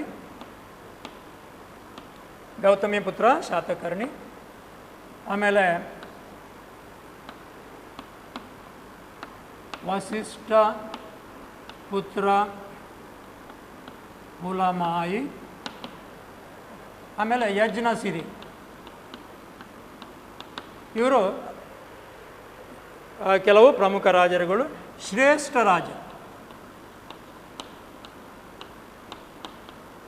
ಗೌತಮಿ ಪುತ್ರ ಶಾತಕರ್ಣಿ, ಗೌತಮಿ ಪುತ್ರ ಶಾತಕರ್ಣಿ ಈತ ಅತಿ ಶ್ರೇಷ್ಠನಾದಂಥ ರಾಜ. ಈತನ ಸಾಧನೆಗಳ ಬಗ್ಗೆ ಆತನ ತಾಯಿ ಗೌತಮಿ ಬಾಲಸಿರಿ ಹೊರಡಿಸಿದಂತಹ ನಾಸಿಕ್ ಗುಹಾ ಶಾಸನದಲ್ಲಿ ನಾವು ಕಾಣ್ಬೋದಾಗಿದೆ. ಆತ ವಿದೇಶಿಯರ ನಿರ್ನಾಮ ಮಾಡಿದ, ಶಾತವಾಹನರ ಪ್ರತಿಷ್ಠೆಯನ್ನು ಮತ್ತೊಮ್ಮೆ ಸ್ಥಾಪಿಸಿದ, ವಿಶಾಲವಾದಂತಹ ಸಾಮ್ರಾಜ್ಯವನ್ನು ಕಟ್ಟಿದ, ಶಕರು, ಯಾವನರು, ಪಾಲವರು ಎಂಬಿತ್ಯಾದಿ ವಿದೇಶಿ ಶಕ್ತಿಗಳ ದಮನಿಸಿದ, 3 ಸಮುದ್ರಗಳ ನಡುವಿನ ವಿಶಾಲವಾದಂತಹ ಸಾಮ್ರಾಜ್ಯವನ್ನು ಆತ ಹೊಂದಿದ. ಅದಕ್ಕಾಗಿ ಆತ ಒಂದು ಬಿರುದನ್ನು ಕೂಡ ಧರಿಸಿದ. ತ್ರಿಸಮುದ್ರ ತೋಯ ಪಿತವಾಹನ ಎಂಬ ಒಂದು ಬಿರುದನ್ನು ಕೂಡ ಆತ ಧರಿಸಿದ. ಶಾತವಾಹನರು ಭಾರತದ ಸಂಸ್ಕೃತಿಗೆ, ನಾಗರಿಕತೆಗೆ ತಮ್ಮದೇ ಆದಂಥ ಕೊಡುಗೆಯನ್ನು ನೀಡಿದ್ದಾರೆ. ಅವರ ಸ್ಮಾರಕಗಳು, ಅವರು ನಿರ್ಮಿಸಿದಂಥ ಸ್ಮಾರಕಗಳು ಸ್ವಯಂ ವೈದಿಕ ಧರ್ಮಾವಲಂಬಿಗಳಾಗಿದ್ದರೂ ಕೂಡ ಅವರು ಪರಧರ್ಮ ಸಹಿಷ್ಣುಗಳಾಗಿದ್ದರು. ಮುಖ್ಯವಾಗಿ ಬೌದ್ಧ ಧರ್ಮಕ್ಕೆ ಬಹಳವಾದಂಥ ಪ್ರೋತ್ಸಾಹವನ್ನು ಅವರು ನೀಡಿದರು ಎಂಬುದಾಗಿ ನಮಗೆ ತಿಳಿದು ಬರ್ತದೆ. ಯಾಕೆಂದರೆ ಅವರು ಸ್ಥಾಪಿಸಿದಂಥ, ಅವರ ಕಾಲದಲ್ಲಿ ನಿರ್ಮಿಸಲ್ಪಟ್ಟಂತಹ ಸ್ಮಾರಕಗಳು ಮುಖ್ಯವಾಗಿ ಸ್ತೂಪಗಳು, ವಿಹಾರಗಳು ಹಾಗೂ ಚೈತ್ಯಗಳು, ಈ 3 ರೀತಿಯ ಸ್ಮಾರಕಗಳು ಬೌದ್ಧ ಧರ್ಮಕ್ಕೆ ಸಂಬಂಧಿಸಿದ ಸ್ಮಾರಕಗಳು. ಇವುಗಳನ್ನು ನಾವು ಬೇರೆ ಬೇರೆ ಅವರ ಸಾಮ್ರಾಜ್ಯದಂಥ ಬೇರೆ ಬೇರೆ ಸ್ಥಳಗಳಲ್ಲಿ ನಾವು ಕಾಣ್ತೇವೆ. ಮುಖ್ಯವಾಗಿ ಅವರ ವಾಸ್ತುಶಿಲ್ಪದ ಕೇಂದ್ರಗಳನ್ನು ಹೇಳುವುದಾದರೆ ಕಾರ್ಲೆ, ಕನೇರಿ, ನಾಸಿಕ್, ಅಮರಾವತಿ ಹಾಗೂ ನಾಗಾರ್ಜುನಿ ಕೊಂಡ, ಇವುಗಳು ಅವರ ಪ್ರಮುಖ ವಾಸ್ತುಶಿಲ್ಪದ ಕೇಂದ್ರಗಳು ಎಂಬುದಾಗಿ ನಾವು ಹೇಳಬಹುದು. ಈ ಪ್ರಮುಖ ಸಾಹಿತ್ಯ ಕೃತಿಯ ಬಗ್ಗೆ ಹೇಳುವುದಾದರೆ ರಾಜನಾದಂತಹ ಹಾಲ ಈತ ಬರೆದಂತಹ ಗತ ಸಪ್ತಸತಿ ಎಂಬ ಕೃತಿಯನ್ನು ಹಾಲ ಬರೆದ. ಇದು ಆತನ ದಂಡಯಾತ್ರೆಗಳ ಬಗ್ಗೆ ವಿವರಣೆಯನ್ನು ನೀಡುತ್ತದೆ. ಇದು ಪ್ರಾಕೃತ ಭಾಷೆಯಲ್ಲಿದೆ. ಈ ಪ್ರಾಕೃತ ಭಾಷೆ ಅವರ ಅಧಿಕೃತ ರಾಜ್ಯ ಭಾಷೆ ಆಗಿತ್ತು. ಸೊ ಇಂತಿಷ್ಟು ವಿಚಾರಗಳು ನಾವು ಶಾತವಾಹನರ ಕಾಲಕ್ಕೆ ಸಂಬಂಧಪಟ್ಟಂಥ ವಿಚಾರಗಳು. ಇಲ್ಲಿಗೆ ನಾವು ಮೌರ್ಯರ ಅಧ್ಯಾಯದ ಬಗ್ಗೆ ವಿಚಾರವನ್ನು ಮಾಡಿದೆವು. ಸೊ ಮುಂದಿನ ತರಗತಿಯಲ್ಲಿ ನಾವು ಮತ್ತೊಂದು ರಾಜಸಂತತಿಯ ಬಗ್ಗೆ ಅಧ್ಯಯನ ಮಾಡುವುದಕ್ಕೆ ಇದ್ದೇವೆ. ಎಲ್ಲರಿಗೂ ಧನ್ಯವಾದಗಳು.